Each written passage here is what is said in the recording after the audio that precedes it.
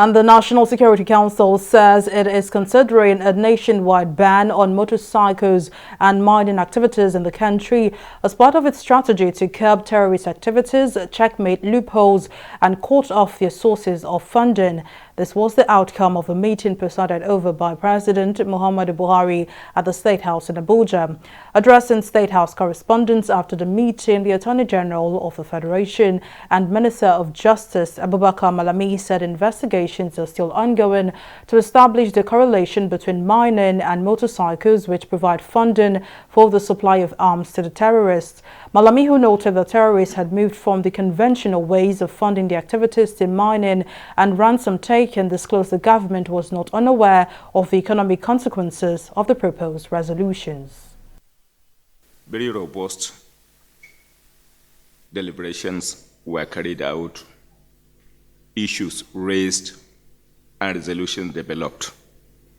But fundamentally, the major resolutions, or perhaps the major issues that were deliberated upon, were the issues that borders one on the logistics being used by the terrorists, the Boko Haram, the bandits, among others, in the act of executing their unfortunate acts of terrorism, terrorizing the country. And it was extensively deliberated upon as to what needs to be done for the purpose of ensuring that their means of logistics are indeed adequately considered and the necessary steps are taken in degrading their capacity to move around. So discussions were carried out, deliberations made, and sizable resolutions in that direction were equally developed.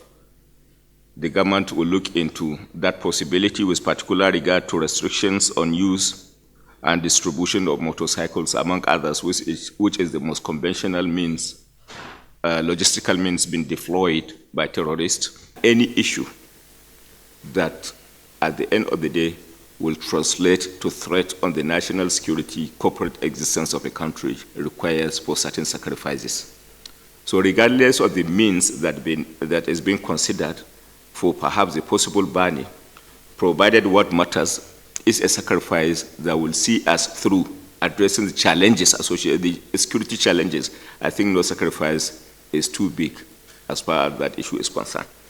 And above all, if you are talking of perhaps banning the motorcycles, for example, I believe the component or perhaps the number of people that could be using the motorcycle in the Nigerian state may not be up to 20% of the Nigerian population. So if the 20% of the Nigerian population is called upon to now make certain sacrifices for the purpose of addressing a challenge, a security challenge that is all-pervading, affecting over 200 million Nigerians, I think no sacrifice is big enough. No, that sacrifice, to my mind, is indeed a sacrifice worthy of being considered.